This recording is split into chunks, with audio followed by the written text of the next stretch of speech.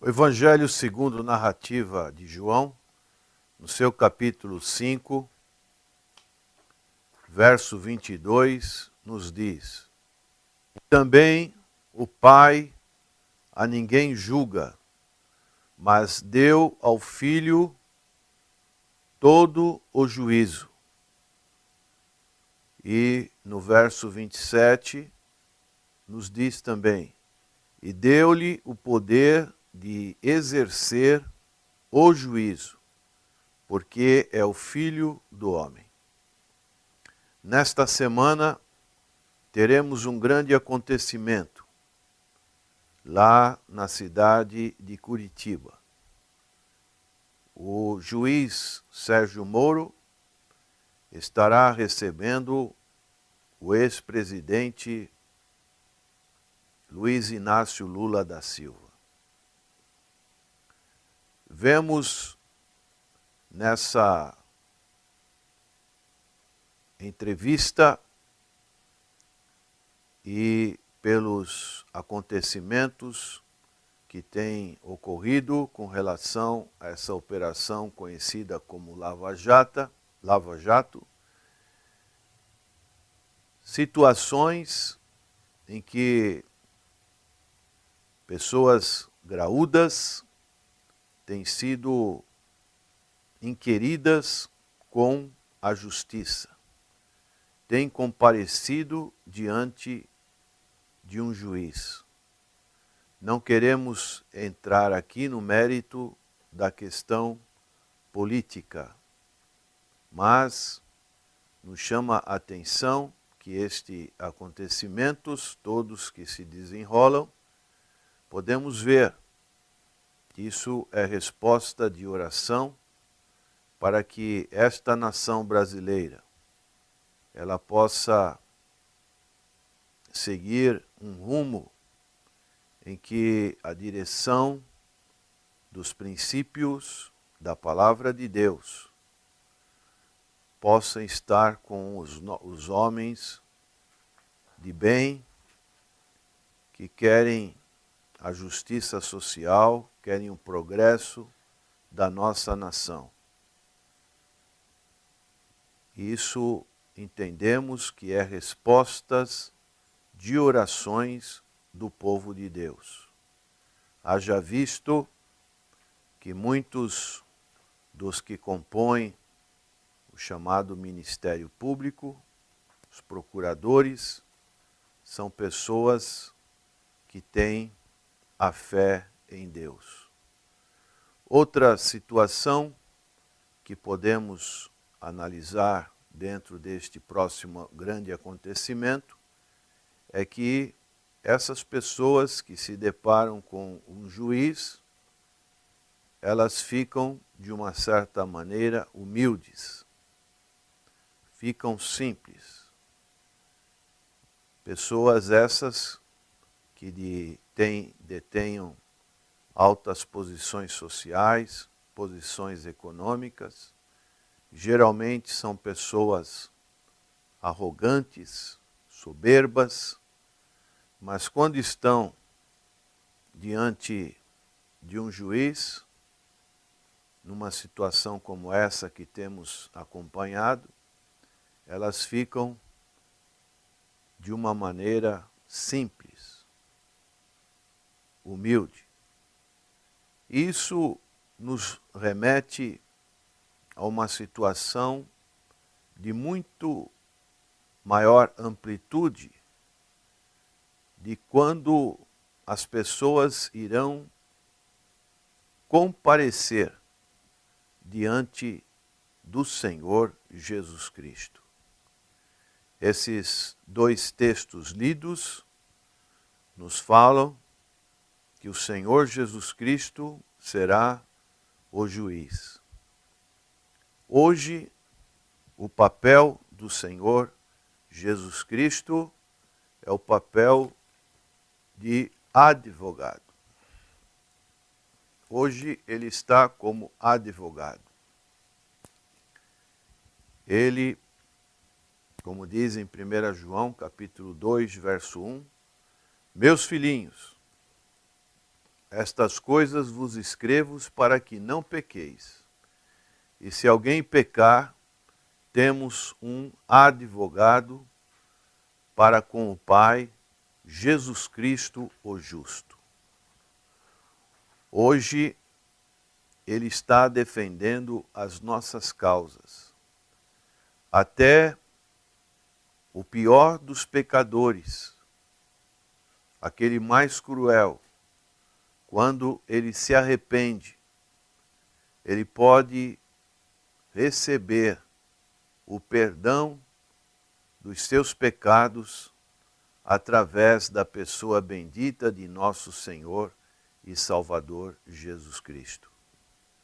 Sabemos que mesmo com o perdão dos nossos pecados, ainda teremos, enquanto tivermos na nossa peregrinação neste mundo, teremos um acusador.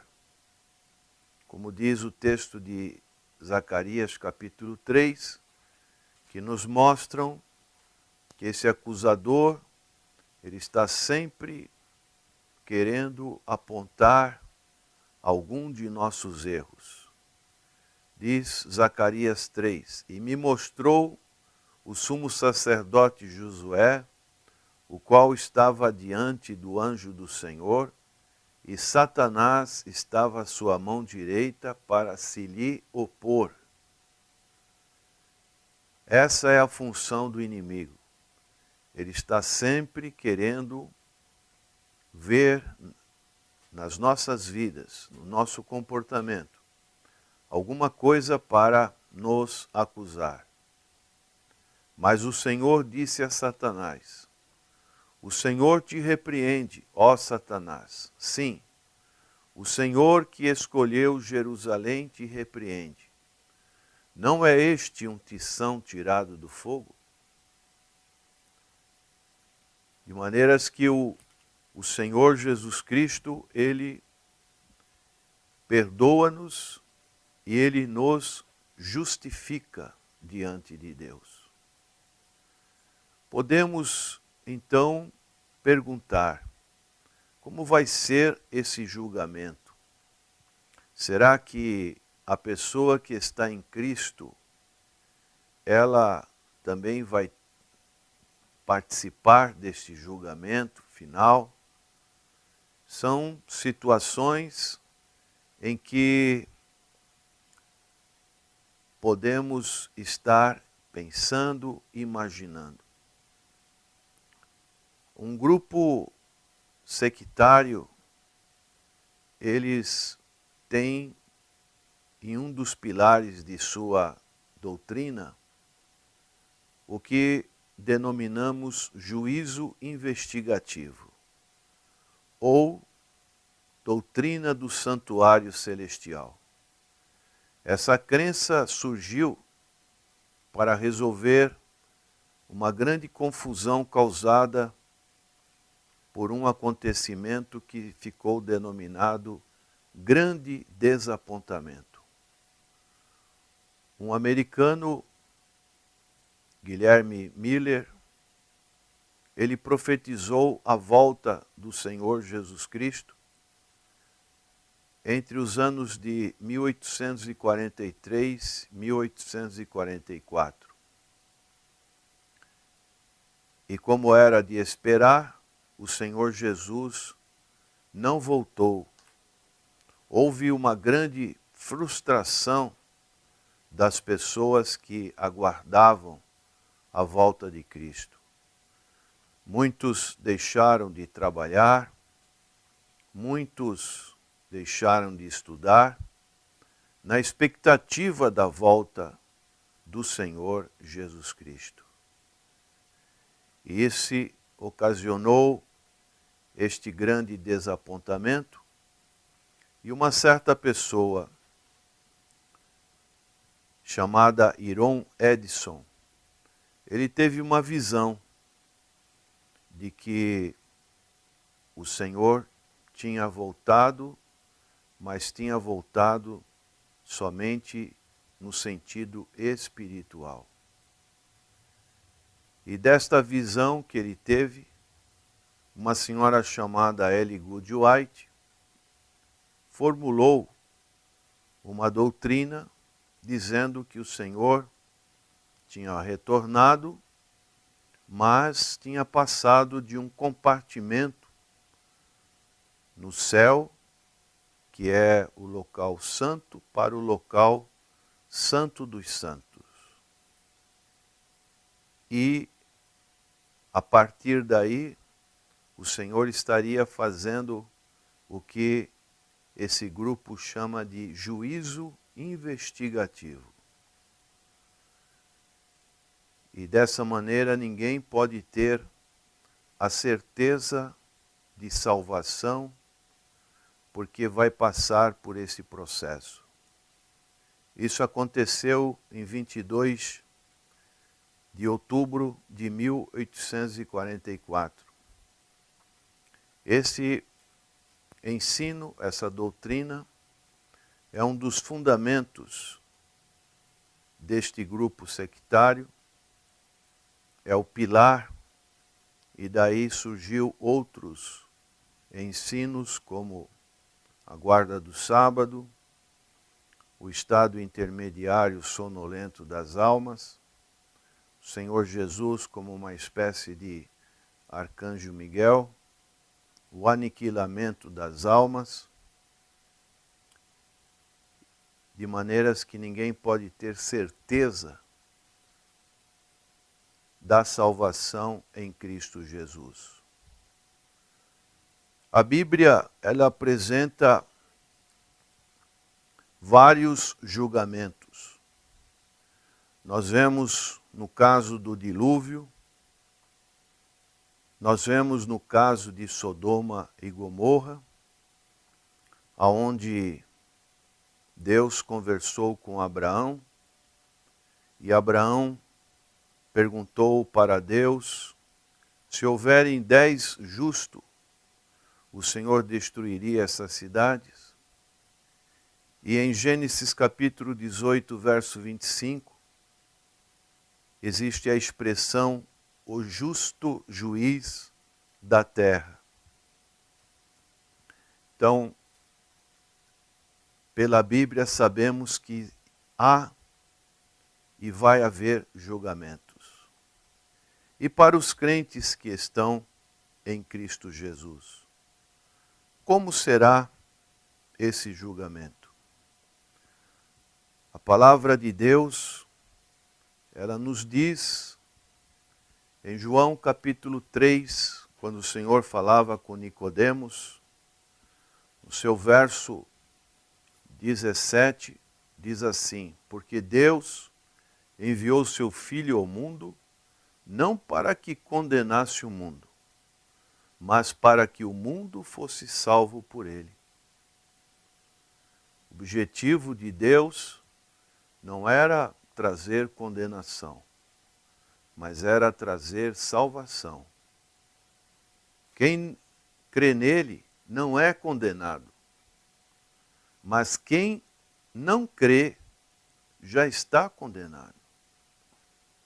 Uma situação em que, quando estamos longe do Senhor Jesus, a condenação já está realizada.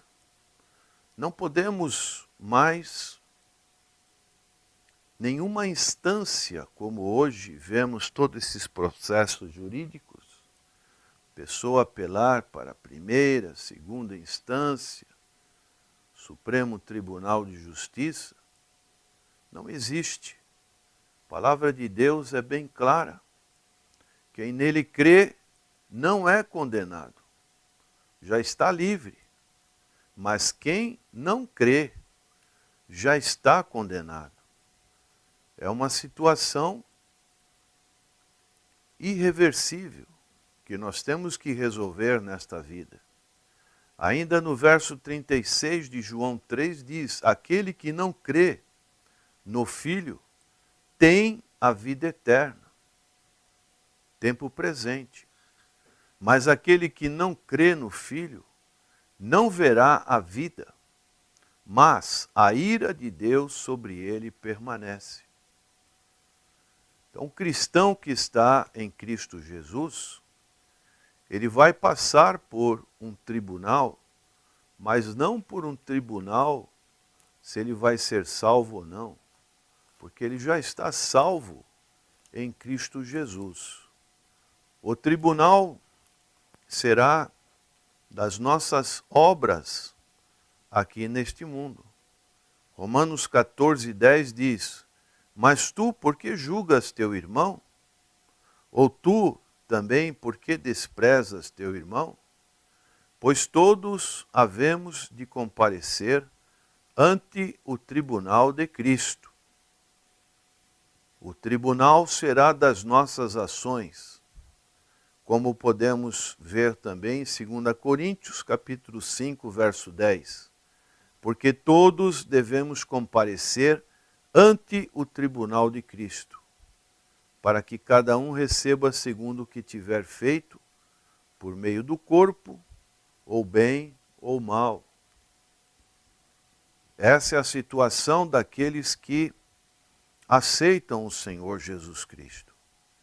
Agora, aqueles que se mantêm incrédulos, não aceitam a vinda do Filho de Deus a este mundo, se encarnando, tomando o seu lugar, o nosso lugar, na cruz do Calvário, já estão debaixo da condenação. Se a fé em Cristo traz consigo privilégios imediatos, permanecer na incredulidade significa estar em condição de tremendo perigo. Se o céu está tão próximo do que crê, o inferno também deve estar muito próximo do que não crê. Quanto maior é a misericórdia oferecida pelo Senhor Jesus, tanto maior é a culpa dos que a negligenciam e rejeitam. Então, prezado ouvinte da palavra do Senhor, é isso que a Bíblia fala a respeito da nossa condição. E você tem a oportunidade neste dia, conforme o verso 24 de João 5, que o Senhor Jesus diz: na verdade vos digo, quem ouve a minha palavra e crê naquele que me enviou, tem a vida eterna. Verbo presente. E não entrará em condenação, mas passou da morte para a vida. Esses dois verbos, ouve e crê, eles estão num tempo chamado gerúndio, que enfatizam uma ação contínua. Quem está ouvindo e crendo, portanto, o ouvir e o crer não são atos de um único momento na nossa vida, que podemos ouvir e crer, mas de uma ação contínua. O Senhor Jesus afirma que a nossa atual possessão da vida eterna depende de uma fé viva no presente e não de uma decisão de fé feita em algum tempo no passado. Por isso, o crente que ouve e crê, ele tem a vida eterna, porque recebe o Senhor da vida, que é o Senhor Jesus Cristo, e não entrará em condenação. O crente não será condenado com o mundo. Por isso, nós que temos a fé no Senhor Jesus Cristo, temos a cerimônia da ceia do Senhor, onde nós temos a oportunidade de individualmente fazermos o nosso julgamento. Quando lemos as instruções para celebrar a ceia do Senhor, conforme instrução de 1 Coríntios capítulo 11, no seu verso 31 e 32, nos diz: porque se nós nos julgássemos a nós mesmos, não seríamos julgados. Mas quando somos julgados, somos repreendidos pelo Senhor, para não sermos condenados com o mundo. Então é muito importante esse julgamento que fazemos de como está a nossa vida, ao participarmos desses elementos solenes, que representam o corpo e o sangue do Senhor Jesus Cristo. Como está a sua vida? Você tem aceitado o Filho de Deus? Você tem sido restaurado, transformado pelo Filho de Deus? Essa é o Evangelho de nosso Senhor Jesus Cristo. Que você, aceitando o Senhor Jesus Cristo, saiba que nenhuma condenação há para os que estão em Cristo Jesus. Mas quando rejeitamos o Evangelho, o Senhor Jesus Cristo, já continuamos debaixo de condenação e da ira de Deus. Que esta palavra possa falar profundo ao seu coração. E todos esses acontecimentos desta semana, que envolve um julgamento, possa trazer a sua lembrança que um dia também nós estaremos comparecendo diante do grande juiz, que não será mais advogado, mas será juiz de todos, que é o Senhor Jesus Cristo. Senhor, que o Espírito Santo fale aos corações e que a Tua palavra possa trazer transformação nas vidas. Oramos em nome do Senhor Jesus. Amém.